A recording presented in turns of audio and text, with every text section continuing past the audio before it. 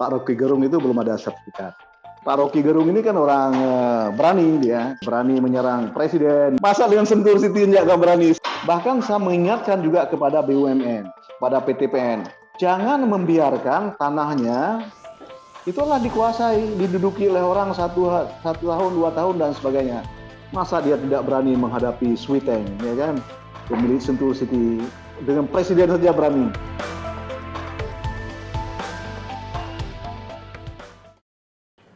Halo, ketemu lagi di Newsmaker, obrolan hangat one-on-one bersama saya, Alfa Mandalika.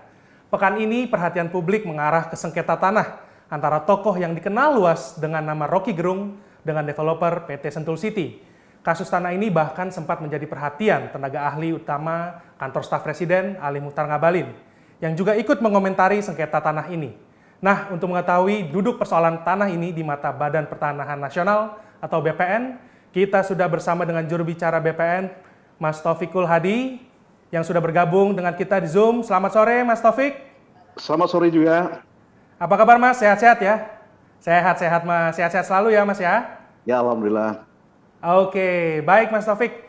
Saat ini kan masyarakat menyoroti kasus tanah antara pengamat politik Rocky Gerung dengan PT Sentul City. Nah, kita diskusi soal sengketa tanah ini dengan tujuan menjadi pelajaran buat publik agar lebih berhati-hati jika berurusan dengan jual beli tanah atau bangunan. Nah, Mas Taufik, hingga saat ini baik Rocky Gerung maupun Sentul City, keduanya bersikukuh memperoleh tanah dengan cara yang sah. Nah, Mas Taufik, apakah ada pihak-pihak terkait dengan Rocky Gerung atau Sentul City yang melapor atau mengajukan pengecekan ke BPN setempat tentang sengketa tanah ini, Mas? Sebetulnya bukan persis dengan Rocky Gerung, mungkin ada beberapa warga yang lain ya. Oke. Karena itu saya tidak spesifik kepada Pak Rocky Gerung ya, karena ada sejumlah anggota masyarakat yang lain di sana. Tapi yang kita ketahui bahwa sejauh ini Pak Rocky Gerung itu belum ada sertifikat. Oke. Dan sejauh ini Sentul City itu telah memiliki HGB di atas tanah tersebut. Ya. Nah, yang belum kami pahami betul adalah masalah koordinatnya. Apakah yang tempat tanah yang milik Pak Rocky Gerung dan teman-temannya itu, Ya. apakah itulah tumpang tindih dengan HGB? Tetapi yang kita pahami dulu adalah HGB itu yang dimiliki oleh pihak Sentul City itu adalah telah diurus HGB-nya adalah sejak 2009 kalau nggak salah saya. Oke. Sentul City sendiri itulah merupakan sebuah areal ya perumahan yang telah memiliki hak, mereka telah berada di situ sebelum reformasi. Jadi sudah lama sekali. Oh, sudah lama ya, Pak ya? Ya. Kemudian HGB tersebut adalah HGB yang diperoleh yang terakhir oleh Sentul City itu adalah tahun 2013 mungkin ya. HGB di Sentul City 2013 ya. Jadi ini harus diketahui dulu karena saya berpikir bahwa persoalan-persoalan mungkin ada. Ya. Jadi kami tentu saja sekarang ini pihak pemerintah sekarang ini akan berusaha kalau ada masalah tersebut, masalah-masalah yang terjadi di masa lalu, maka akan coba kita perbaiki sekarang ini, ya. Tetapi kami ingin beritahukan bahwa apa yang berlangsung sekarang ini adalah semua telah terjadi sebelum pemerintahan di bawah kepemimpinan Pak Jokowi, ya. Jadi Sentul City itu telah ada di situ pada masa sebelum reformasi. Ya. Kemudian HGB itu telah diberikan sebelum masa Pak Jokowi. Itu untuk dipahami. Oke, Mas. Nah, sejauh ini, Mas, apakah informasi apa yang BPN bisa sampaikan ke publik nih, Mas, tentang kisruh yang terjadi antara kubu dari Rocky Gerung dengan PT Sentul City, terutama soal rencana BPN nih yang saya sempat baca di media-media online bahwa BPN akan mengecek titik koordinat tanah sengketa. Apakah sudah dilakukan, Mas? Saya ini baru datang dari Aceh. Di Aceh saya sudah selama seminggu berada di sana. Ya. nanti mungkin besok saya akan mengecek apakah sudah dilakukan. Kalau memang sudah, maka tentu saja akan diberitahukan kepada publik. Tetapi saya ingin mengatakan bahwa persoalan tanah harus hati-hati. Tanah itu pelik di Indonesia karena kita memiliki karakter yang berbeda dengan di negara lain persoalan pertanahan. Karena misalnya di Eropa itu tidak ada yang disebut dengan mafia tanah karena tanahnya sudah beres semuanya. Kalau kita itu masih banyak persoalan tersebut. Itu bukan persoalan kekinian kita, tapi karena latar belakang kita. Karena dulu kita adalah sebuah daerah jajahan Belanda, ya. Ketika kemudian Belanda pergi, walaupun kita telah ada undang-undang tersendiri yang disebut dengan Undang-Undang Pokok Agraria, ya, tetapi tumpang tindih antara hak Barat, hak yang ditinggal oleh Belanda, dengan kemudian hukum adat yang berlaku sekarang ini. Ya, di dalam situasi yang mungkin ada kekosongan hukum dan sebagainya, maka masuk mafia. Mafia itu adalah paling senang itu adalah terutama berada di Pulau Jawa. Kebanyakan berada di Pulau Jawa, Pak, mafia-mafia itu ya? Ya, karena kenapa? Tanah di Pulau Jawa itu adalah paling mahal, ya. Secara harga dan ini ya, Mas ya? Nah, benar. Kemudian mafia itu yang paling banyak saya rasa di daerah Jakarta, Jabodetabek, ya. Ya. Dan Jawa Barat dan di Bogor ini paling banyak. Karena apa? Bogor ini adalah sebuah wilayah yang dekat dengan Jakarta. Ya. Dan tanahnya sangat indah. Karena itu adalah mafia itu banyak bermain di sana. Nah, karena itu kalau kita membeli tanah harus hati-hati. Jangan kemudian kita dipermainkan oleh mafia. Mafia itu adalah mafia besar, ada mafia kecil. Kalau mafia besar itu, ya, Mas, itu adalah jaringannya luas sekali. Ya, jaringannya adalah dengan BPN sendiri itu di dalamnya barangkali ada, ya kan. Kemudian ada dengan pengadilan, ada dengan penegak hukum, itu mafia besar. Ya. Tapi mafia kecil itu apa yang disebut dengan biong gitu. Ya. Itu macam-macam, ya kan. Nah, kalau kita membeli tanah, bagaimana? Ya. Kalau kita membeli tanah itu, kita harus pastikan bahwa tanah tersebut tidak tumpang tindih. Bukan tanah orang yang dijual oleh orang lain. Oke, tanah orang yang dijual oleh orang lain. Itu cara mengeceknya seperti bagaimana tuh, Mas? Nah, misalnya tanah saya, ya. Kemudian saya mungkin jarang datang ke sana, saya suruh jaga pada seseorang yang lain, maka dijuallah oleh orang lain. Tanpa sepengetahuan Mas Taufik gitu? Tanpa sepengetahuan saya. Itu sering sekali terjadi. Jadi bagaimana kita untuk memastikan hal tersebut? Maka untuk memastikan hal tersebut adalah kita harus menanyakan kepada kepala desa. Desa setempat. Kepala desa setempat. Apakah ini adalah betul-betul tidak ada masalah. Jadi tanah yang tidak bermasalah itu disebut adalah tanah yang clear and clean, ya. Jadi kepala desa sudah pasti tahu karena semua jual beli tanah di desa tertentu harus pengetahuan kepala desa. Jadi kalau tidak bisa kita bikin AJB. Notaris tidak akan membuat AJB. Dan tanpa sepengetahuan kepala desa tidak mungkin ditingkatkan haknya menjadi sertifikat. Jadi karena itu adalah kita harus membelinya melalui kepala desa. Sepengetahuan kepala desa setempat gitu ya, Mas ya? Benar, nah itulah pentingnya kita berhubungan dengan kepala desa. Nah, kalau misalnya kita mengatakan telah membeli tanah tersebut sepengetahuan kepala desa. Oke. Karena kepala desa itu kan mungkin berganti setelah 2 periode. Ya, ada pergantian kepemimpinan. Mungkin tanahnya kemudian mungkin bisa saja di desanya tidak lengkap. Dokumennya tidak teratur, terurus dengan baik. Oke. Dia kepala desa berikut tidak tahu bahwa tanah tersebut telah menjadi milik seseorang yang ditandatangani oleh kepala desa sebelumnya.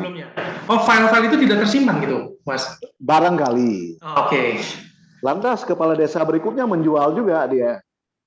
Oh. Ya kan, nah, itu bisa saja terjadi seperti itu. Saya ingin sampaikan. Jadi bukan berarti dengan, gitu dengan kepala desa itu bisa seperti itu. Jadi untuk clear and clean itu tentu saja berlapis. Pertama adalah kepala desa, kemudian harus dicek oleh notaris. Yang ketiga adalah dari BPN sendiri. BPN harus kita betul-betul apakah tanah tersebut masuk di dalam peta kawasan tertentu, misalnya dia HGB misalnya tertentu, atau dia telah menjadi hak milik seseorang yang lain dan sebagainya. Itu harus seperti itu. Check and recheck ya Mas ya? Check and recheck.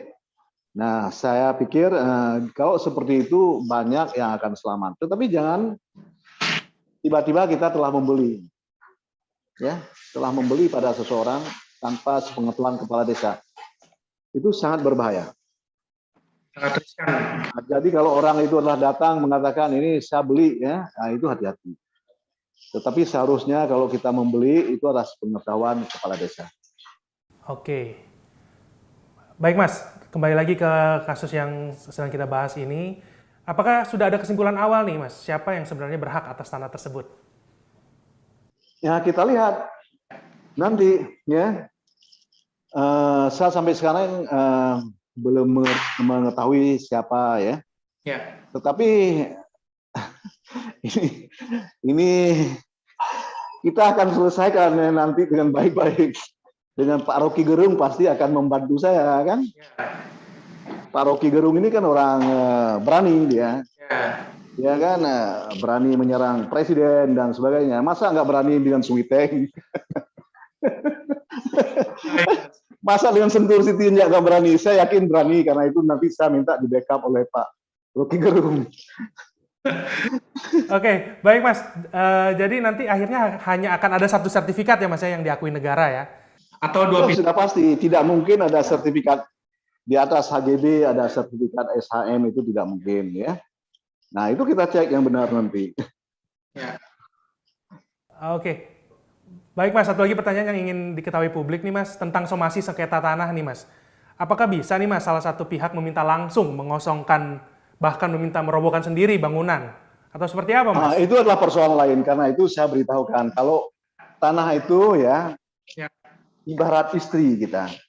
Oh istri, oke. Ya. Jadi kalau kita punya, kalau ada istri kita, walaupun kita telah nikahi secara benar, tapi kalau misalnya nanti kita tidak pernah datang, tidak pernah melihat, tidak memberi, itu kemudian istri-istri bisa hilang. Tanah juga demikian. Walaupun kita telah mengikat, ya, sudah ada sertifikat dan sebagainya, tetapi kita tidak pernah datang, maka lama-kelamaan itu tanah tersebut bisa diduduki oleh orang. Diduduki, ya kan, 1 hari, 2 hari, sebulan, 3 bulan, dan sebagainya. Kalau misalnya di dalam kurun waktu yang pendek tersebut kita tidak mengusiknya, ya kan, maka bisa berlangsung bisa 11 tahun, 20 tahun, dan sebagainya. Kalau sudah 20 tahun itu bisa menjadi milik orang nanti. Seperti istri kita, kalau kita nggak pulang dan sebagainya, itu bisa lari ke orang lain gitu. Bisa lari ke orang lain nanti, itu adalah salah kita. Demikian dengan tanah. Nah, kalau tanah itu di depan mata kita, itu kemudian diduduki oleh orang lain. Dan kita tidak mengatakan bahwa ini adalah milik saya. Tetapi ketika itu adalah milik saya, itu kita di depan mata milik saya, tetapi kita ketahui orang di situ. Ada warga, ada masyarakat yang mendiami tanah kita. Bangun apa di sana? Dia bangun, dan sudah bukan hanya dalam ukuran bulan atau beberapa tahun, tetapi udah belasan tahun. Oh, berarti bisa dibilang orang itu sudah menguasai fisik tanah tersebut ya Mas ya? Nah, itu berarti orang lain sudah menguasai fisik tanah tersebut. Nah, dalam kondisi seperti itu tidak bisa kemudian secara sepihak kita adalah mengusir mereka. Oh gitu, meskipun secara sah dan legalnya kita mempunyai surat-surat. Ya, sudah puluhan tahun kan seperti itu.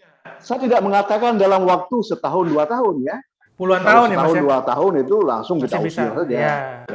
Tetapi kalau sudah belasan tahun kan tidak mungkin kita usir seperti itu, ya kan? Apalagi barangkali pembelinya ini adalah pembeli yang membelinya dulu, pemilik sebelumnya itulah telah menguasai secara turun-temurun. Oke. Ya kan, misalnya seperti itu, ya kan. Ya. Lantas dia ketika dibeli oleh orang yang kedua, ya, dia tidak mengetahui bahwa tanah tersebut barangkali Sudah berpindah. HGB, Oke. sudah HGU Statusnya sudah dan berubah sebagainya, ya. sudah berubah. Jadi kalau sudah seperti itu, maka kalau kita ingin mengosongkan tanah tersebut, kita harus minta pengadilan. Kita membawa bahwa inilah kami adalah pemegang HGU, ini yang kami urus secara sah. Ini orang ini telah belasan tahun menduduki. Kami ingin mereka pergi, jadi dikosongkan. Minta pengadilan yang mengeksekusi, ya. Kita tinggal menyiapkan semua administrasi secara lengkap itu ya tadi, Mas ya? Ya, betul. Untuk melakukan itu ke pengadilan, dan pengadilan yang akan mengeksekusi. Mengeksekusi. Eksekusi itu kan, pengadilan itu akan membawa jaksa ke sana nanti ya, sebagai eksekutornya, ya kan. Ada kemudian penegak hukum yang lain. Jadi tidak bisa kita serbu kemudian dengan preman sesuka hatinya, nggak boleh. Kalau sudah belasan tahun, puluhan tahun. Ya. Itu ingat betul itu kepada bukan persoalan di Sentul saja, tetapi dimanapun.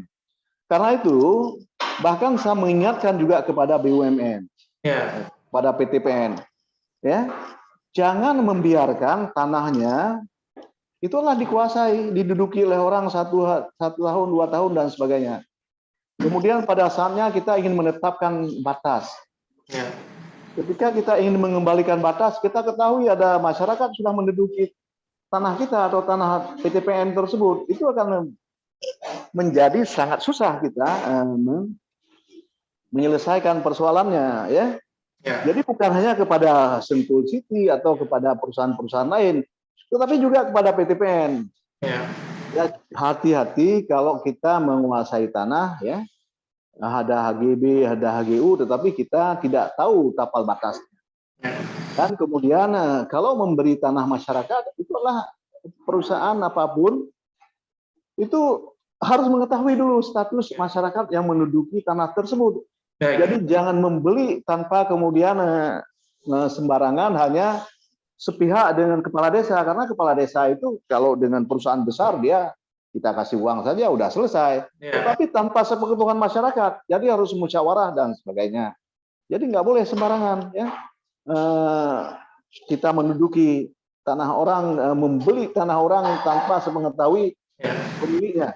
Itu adalah saya ingin sampaikan bukan hanya kepada perusahaan-perusahaan swasta, tetapi juga kepada PTPN dan sebagainya, semuanya. Ya.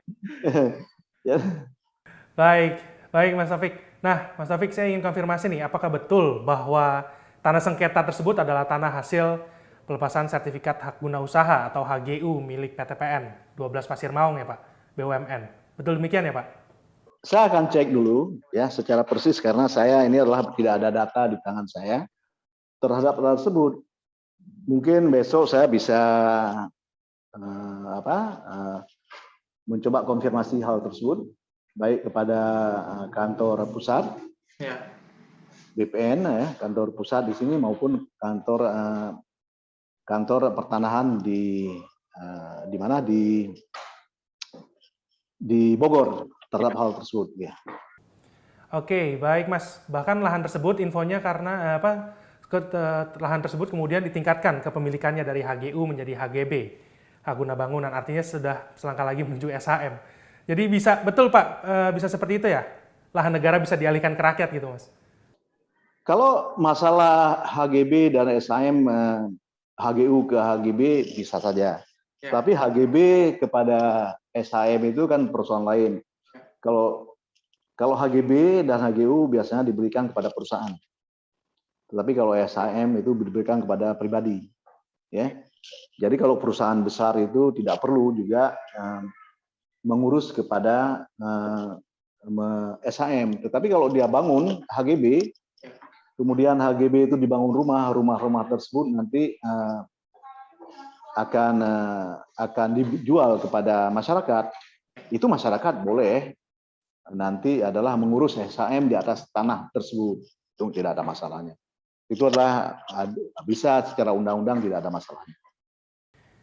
Oke Mas Taufik, atas terjadinya sengketa tanah di Sentul ini nih Mas, mungkin Mas Taufik bisa mengingatkan agar masyarakat bisa waspada. Jangan sampai terjebak pada jual beli dengan mafia tanah ya Mas, yang sempat disinggung tadi. Nah, seperti apa sih Mas sepak terjang mafia tanah ini?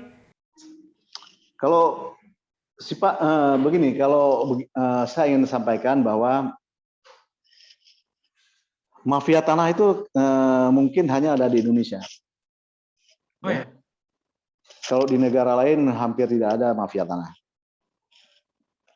Mungkin karena latar belakang sejarah kepemilikan aset negara yang berpindah dari Belanda kepada pemerintah Republik Indonesia. Ya, kemudian pemerintah dalam perjanjian pada tahun 50 disepakati bahwa seluruh aset Belanda akan diserahkan kepada pemerintah Indonesia. Karena itu adalah sejumlah perkebunan Belanda itu kemudian menjadi PTPN seperti PTPN 8 itu di Belanda dulu. Kemudian ada gedung-gedung ada sebagainya itu adalah milik Belanda. Kemudian ada misalnya tambang dan sebagainya itulah milik Belanda itu menjadi milik Indonesia. Ya. Nah, kalau milik Indonesia seperti misalnya ada Hendon Profounding, itulah bentuk kepemilikan yang dulu diberikan kepada entitas yang tunduk kepada hukum Belanda, ya. Apakah itu warga negara, ya kan, yang berada di bawah Belanda, tunduk yang hukum Belanda, kemudian perusahaan, kemudian ada Erpach, ya, dan sebagainya. Itu kalau hampir mirip lah dengan HGB sekarang itu. Jadi sewa, Erpach itu adalah sewa pada pemerintah yang itu bisa dikembalikan lagi. Itu disebut hak Belanda, hak Barat, ya kan? Jadi seperti Hendom itu, kemudian Erpach dan sebagainya itu adalah hak Barat. Ya. Nah, tetapi kan di Indonesia ada tanah-tanah yang dikuasai tidak oleh pemerintahan kolonial Belanda, ya, tapi juga dikuasai oleh para pimpinan lokal seperti sultan, raja dan sebagainya. Ya. Mungkin juga di luar itu ada tanah yang sebetulnya adalah di dalam hukum disebut adalah tanah negara, tanah bebas, tapi ya, seperti hutan dan sebagainya itu menjadi milik pemerintah, di bawah kedaulatan Republik Indonesia. Ya. Nah, ketika tahun 60 kita membuat undang-undang namanya Undang-Undang Pokok Agraria. Ya. Itu semua hak Barat itu kita konversikan. Misalnya yang kita sebut dengan Hendom itu adalah harus dilaporkan. Kalau dilaporkan maka dia akan konversikan dalam undang menjadi hak milik dan sebagainya. Ya. Kalau itu hak milik pribadi menjadi berikutnya adalah dikuasai oleh keturunan oleh ahli warisnya. Ya. Kalau misalnya punya perusahaan Belanda akan menjadi milik pemerintah Indonesia. Kalau swasta itu bisa saja tidak dilaporkan, kemudian akan diduduki oleh masyarakat. Masyarakat bisa melaporkan dan kemudian adalah oleh pemerintah pasti diberikan. Tahun 60 sampai tahun 80, ya kan? Ya. Itu masa konversi tersebut. Setelah tahun 80-an maka dianggap persoalan Hendom itu sudah selesai. Tetapi persoalannya ada Hendom itu tidak dilaporkan. Ada yang tidak dilaporkan? Ya, karena tidak ada pemiliknya, sudah lari ke Belanda dan sebagainya, ya kan? Ya. Itu menjadi tidak jelas pemiliknya barangkali begitu. Ya kan? Nah, jadi itu tanah-tanah yang kosong seperti itu kemudian ada masyarakat yang tidak punya sertifikat dan sebagainya. Di dalam situasi seperti itu muncullah mafia. Oke, memanfaatkan momentum itu ya Mas ya? Ya, itu mafia. Jadi tanah tersebut kemudian mereka akan memperebutkan. Nah, misalnya di mana lagi mafia itu? Mafia itu ya, misalnya dulu ada rencana pemindahan ibu kota ke Jonggol. Ya, maka di Jonggol itu menjadi ramai sekali. Tanah-tanah masyarakat itu tanah itu dikuasai kemudian dibeli sesuka hatinya, ya kan? Kemudian kepala desa mereka letakkan di situ sendiri oleh mafia, kemudian bekerja sama dan kemudian pindah tangan tanah-tanah orang sesuka hatinya. Kemudian banyak terjadi pembunuhan segala, itu adalah mafia. Ada mafia juga begini, saya yang beritahukan. Ya. Ada mafia yang dia ini sangat kuat, ya. Kemudian dia akan melepas seseorang tengah masyarakat untuk melihat tanah, ya. Mengirimkan wakil gitu atau mata-mata gitu, Mas? Ya betul. Kemudian orang tersebut akan melihat ini tanah ini adalah memiliki potensi, ya kan? Oke, potensi kedepannya bagus gitu ya. Lantas di atas tanah tersebut, ya, dia bikin girik lain, girik palsu. Oh gitu.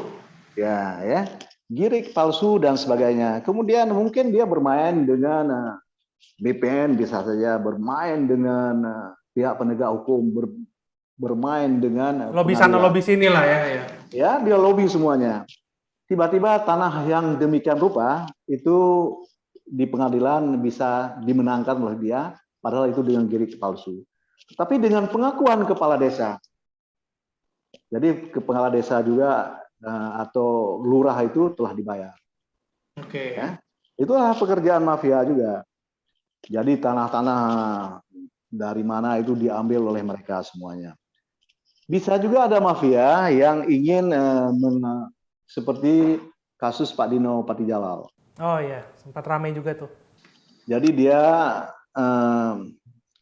memanfaatkan ini KTP, ya. KTP itu mungkin kan sekarang mudah, namanya tetap, tetapi wajahnya diganti di KTP.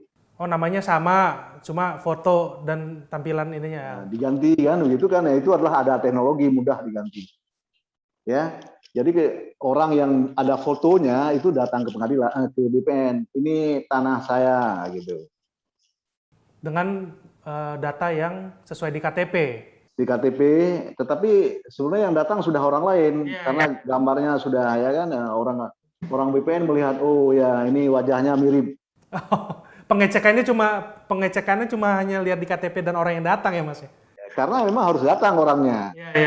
Jadi kalau kita ini melakukan pemindahan hak, ya, atau meningkatkan hak itu orangnya harus datang untuk dilihat sesuai dengan KTP atau tidak. Jadi dia sudah datang, tetapi itu orangnya sudah salah. Itu bisa saja seperti itu, ya.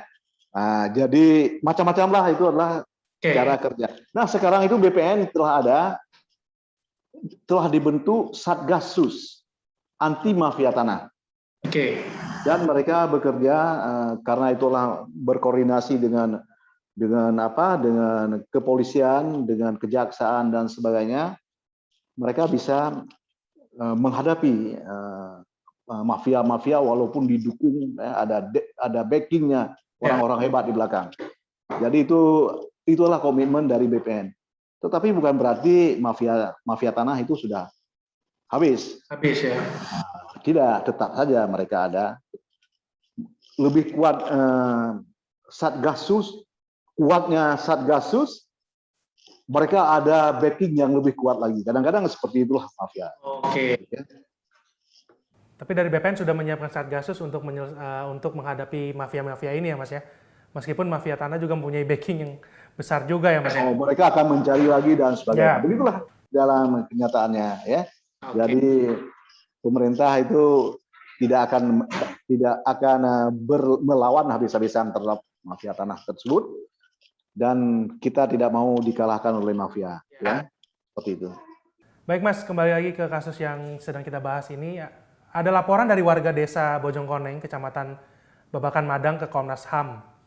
Nah, apakah pandangan Komnas HAM bisa menjadi salah satu pertimbangan nih, Mas, dalam memutuskan sengketa tanah yang terjadi antara Rocky Gerung dengan Sentul City, Mas?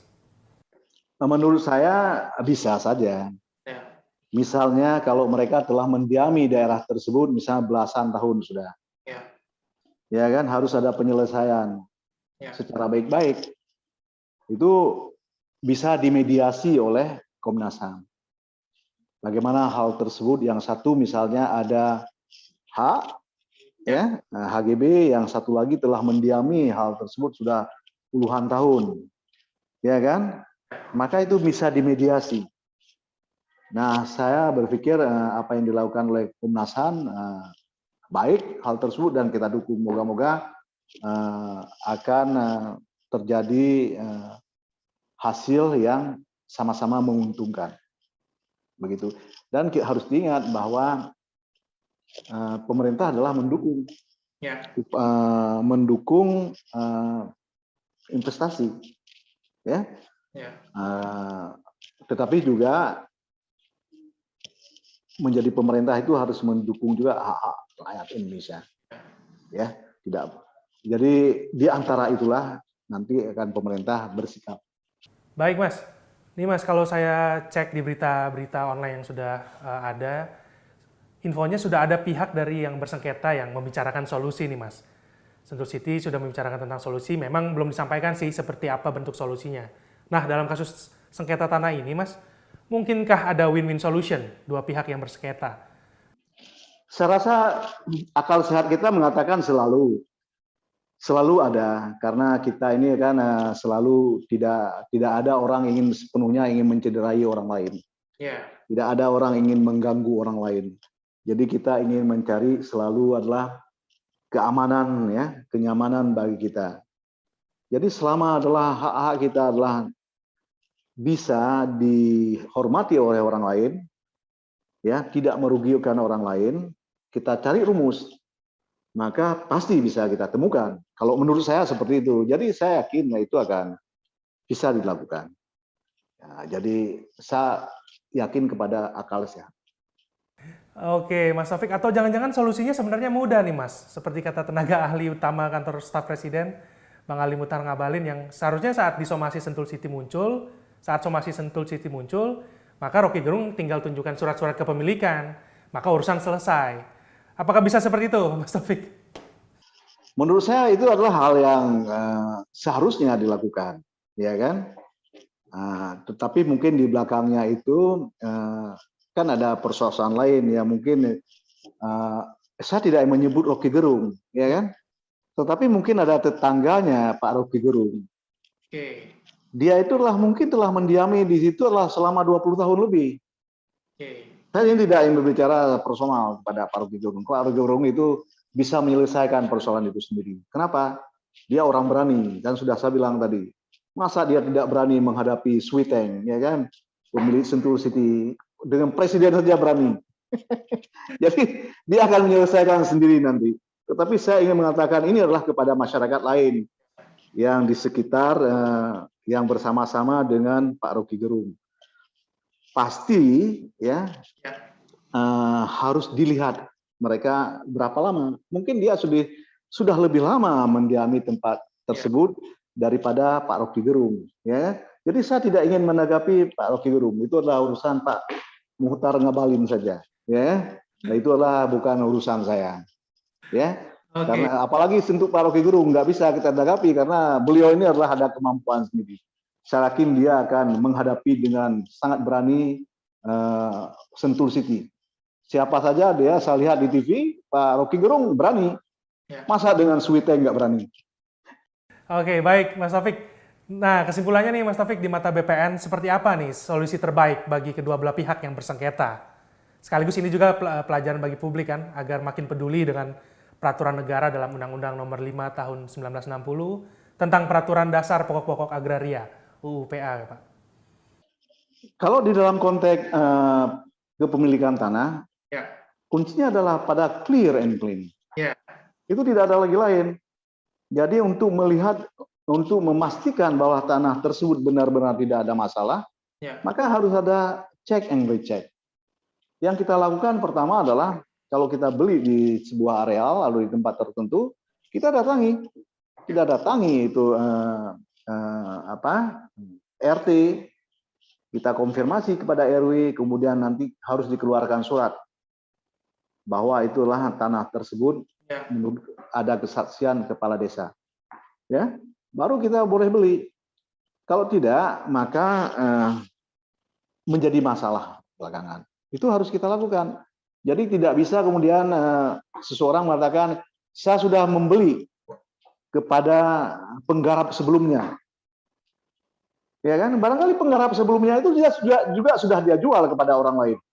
Ya. Jadi kita mungkin adalah yang dijual yang keempat kali, ya bisa saja seperti itu. Ya, itu harus hati-hati. Jadi dengan penegasan bahwa saya sudah membeli dari seseorang, ya, itu bukan berarti bahwa pembeli tersebut sudah terjamin secara undang-undang, ya kan? Karena bisa saja dia membeli tanah tersebut yang keempat kali sudah dijual kepada orang lain berkali-kali. Itu bisa terjadi kalau di dalam konteks kita di Indonesia ini. Jadi bukan di situ saja pada pemiliknya, tetapi pada orang lain juga kita yang harus kita konfirmasikan. Maka orang lain itu adalah pejabat setempat, yaitu adalah RT, RW, kepala desa, dan seterusnya. Okay? Baik, terakhir nih Mas Taufik, kapan nih kira-kira penelusuran BPN atas sengketa ini selesai?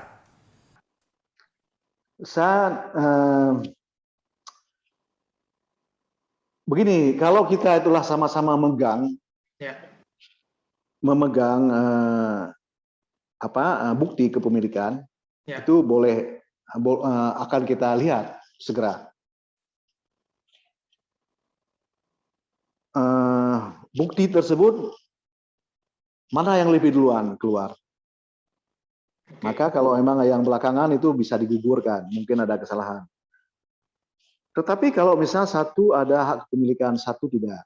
Ya. Tetapi yang tidak itu adalah dia telah mendiami daerah itu adalah puluhan tahun. Itu adalah ada persoalan lain yang harus kita selesaikan. Bukan di situ saja. Jadi tidak bisa kemudian kita